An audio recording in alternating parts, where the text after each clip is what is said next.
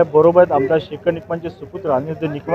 अनिरुद्ध, काय सांगशील? सावडेमध्ये स्पर्धा होत्या, आता चिपळूणच्या पवनचं मैदान होतं, काय सांग? खरं तर ही एक आगळीवेगळी टेनिसची स्पर्धा, टेनिस क्रिकेटची स्पर्धा होत आहे. खरं तर ही स्पर्धेचं प्रथमेश पवार जो आमच्या सावर्ड्यातला सुपुत्र आहे, त्याचबरोबर रितेश घाग, युवराज कुरूप हे अशा तिघांनी मिळून ही रत्नागिरी प्रीमियर लीग ही स्पर्धा घेतली. आणि खरोखर एक वेगळी स्पर्धा आहे. वेगळी म्हणण्याचं कारण म्हणजे रत्नागिरी जिल्ह्यातले जेवढे टेनिसचे होतकरू आणि जेवढे प्लेयर्स आहेत त्यांना कुठेतरी प्लॅटफॉर्म मिळावा या माध्यमातून ही स्पर्धा आहे. कारण आपल्या राज्यात बघायला गेलं तर रायगड प्रीमियर लीग आणि अशा वेगवेगळ्या जिल्ह्यांच्या होत असतात, आणि त्याच्या माध्यमातून आज जरी टेनिस क्रिकेटच्या सर्व टीम्स बघितला तर रायगड जिल्हा आणि या परिसरातनं मुंबईतले प्लेयर्स चांगले चांगले खेळाडू आपल्याजवळ येतात. जसे आपण अनेकांचे नावं ऐकले त्यांना बघण्यासाठी येतात.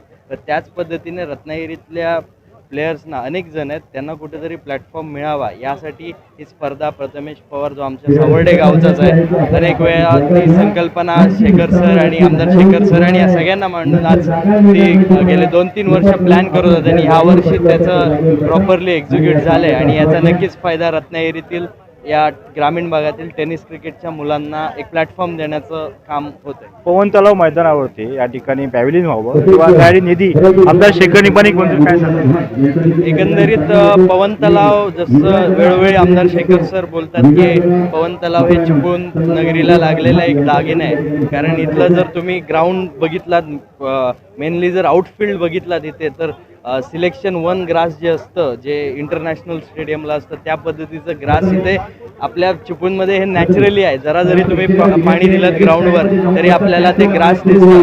तर त्या माध्यमातून हे ग्राउंड आहे जे पवन तलाव आहे, याआधी अनेक सभा असेल किंवा अनेक उपक्रमाला दिलं जायचं, आणि त्या माध्यमातून ग्राउंडची परिस्थिती आणि ग्राउंडवर होणारे खेळाचे ॲक्टिव्हिटी कमी झाले होते. तर त्या माध्यमातून शेखर सर ज्यावेळी आमदार झाले त्यावेळी मुळात त्यांचं खेळावर प्रेम जास्त आहे. त्यामुळे या माध्यमातून पवन तलावला पहिली गरज होती ती कंपाऊंड वॉलची. तर कंपाऊंड वॉल झाल्यामुळे त्या ग्राउंडमध्ये ज्या गाड्या वगैरे बाईक्स वगैरे याच्या त्या बंद झाल्या, आणि त्यामुळे ग्राउंडचं जी धूप व्हायची ती कमी झाली. तर त्या माध्यमातून पहिलं होतं ते कंपाऊंड करायची गरज होती, ते देखील पहिल्या टप्प्यामध्ये 2 कोटीचा निधी होऊन ते काम झालेलं आहे. आता तुम्ही तिकडे बघताय तर ते पॅव्हिलियनचा डोम रूप आहे, जेणेकरून जे रसिक म्हणजे क्रीडा रसिक येतील त्यांना उन्हाचा त्रास होण्याचा. चिपळूणमध्ये आपण पाहिले IPLचे सामने जे आहेत सर्रास मुंबई, पुणे, अन्य शहरामध्ये होतात. आता चिपळूण पण झपाट्याने वाढते. IPLचे सामने चिपळूणमध्ये असं वाटत नाही?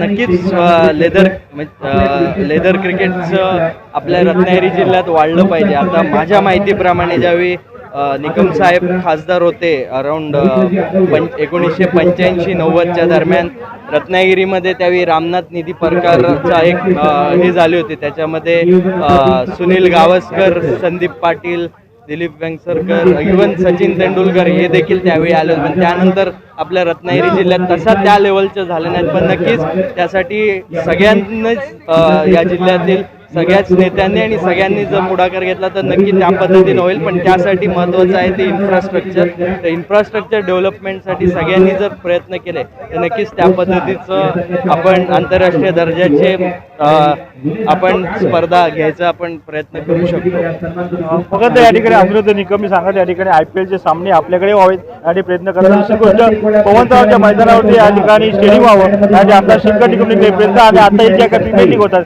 ते या ठिकाणी पाहिलं. आपण आता पाहिलं सगळीकडे या ठिकाणी क्रिकेटचा मोसम सुरू आहे, आणि आता आपण पवन तलावरती या ठिकाणी रत्नागिरी प्रीमियर लीग आहे. पहा अशा पद्धतीने प्रेक्षक आहेत, मोठमोठे खेळाडू या ठिकाणी आलेले आहेत आणि अनेक खेळाडू या ठिकाणी आलेले आहेत. आपण बघतोय कशा पद्धतीने प्रेक्षक आहेत, खेळाडू आहेत, आणि ते खेळाडू पाहण्यासाठी, ते खेळ पाहण्यासाठी या ठिकाणी लोक आलेले आहेत, प्रेक्षक आले आहेत.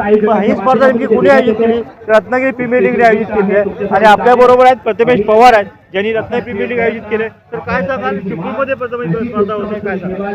नक्कीच चिपळूणकरांनी खूप चांगला प्रतिसाद दिला या स्पर्धेचं. माझी संकल्पनाच ही होती की आम्ही तिघांची की आपल्या जिल्ह्यामध्ये एक स्पर्धा झाली पाहिजे ज्याच्याने आपल्या जिल्ह्यातल्या मुलांना तो प्लॅटफॉर्म मिळेल, आणि त्याच अनुषंगाने आम्ही ही रत्नागिरी प्रीमियर लीग घेऊन आलो. जसे तुम्ही बघता रायगडमध्ये रायगड प्रीमियर लीग होते, पनवेलमध्ये पनवेल प्रीमियर लीग, ठाणा प्रीमियर लीग होते, मुंबई प्रीमियर लीग होते, सिंधुदुर्ग प्रीमियर लीग होते. आपलीच रत्नागिरी एक राहिली होती ज्याची प्रीमियर लीग होत नव्हती, आणि तोच आम्ही प्रयत्न केला की एक छोटासा की आपल्या मुलांना तो प्लॅटफॉर्म मिळू दे.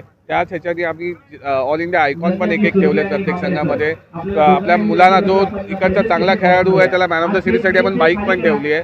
आमचा एक छोटा प्रयत्न आहे की ह्या जिल्ह्यातल्या मुलांना जिल्ह्याच्या बाहेर जाऊन पण खेळता येईल, हाच आमचा प्रयत्न आहे आणि हाच आमचा गोल आहे की इथून 4 मुलं तरी आपल्या जिल्ह्याच्या बाहेर जाऊन ज्या लेवलला मी आता खेळतोय, मी आता ISPL खेळतोय सध्या 3 वर्ष झाले, माझ्यात पाठवून एक तरी मुलगा आपला पुढच्या वर्षी जाऊन ISPL खेळावा ही माझी इच्छा आहे. त्याच प्रयत्नात मी आहे आणि पुढेही राहील. महत्वाची गोष्ट म्हणजे या ठिकाणी ग्रामीण खेळाडूंनी केलेलं आहे आयकॉन प्लेअर किती आहेत? आपण प्रत्येक संघात एक ऑल इंडिया आयकॉन दिलेला आहे आणि एक जिल्हा आयकॉन दिलेला आहे. बाकी 11 प्लेयर जे आहेत ते आपले स्थानिक असणार आहेत. आयकॉन प्लेअर कोण कोण आहेत? भावेश पवार खेळ आहे, फरदीन काझी, पवन केने, बबलू पाटील, भूषण गोळे, विजय पावले, प्रथमेश ठाकरे, सुमित टेके हे सगळे आयकॉन प्लेयर खेळलेले आहेत. काय फरक पडतो आयकॉन प्लेअर आणि स्थानिक? खूप फरक पडतो कारण ते जे एक्सपिरियन्स घेऊन येतात ना, कारण ते ऑल ओव्हर इंडिया खेळलेले असतात, ते मोठे मोठे टुर्नामेंट खेळलेले असतात, त्याच्यामुळे ते जे एक्सपिरियन्स ते मुलांमध्ये शेअर करतात, त्यांच्यात बरोबर खेळून त्यांना ते कळतं की मोठ्या लेवलला कुठल्या सिच्युएशनला काय करता येईल, काय केलं पाहिजे हे ते मुलं शिकवतात त्यांना. आणि त्यांना बघून कसं डिसिप्लिन राहिलं पाहिजे, आपण पुढे जाऊन पुढे जायचं असेल तर ते लोक कसे राहतात, कसे वागतात, कसे खेळतात हे जेव्हा मुलं बघतील तेच ते लोक पुढच्या कुठे जाऊन दुसरीकडे खेळतील तेव्हा ते इम्प्लिमेंट करू शकतील. ठिकाणी स्वप्न पाहिलं, स्वप्न साकार होते काय?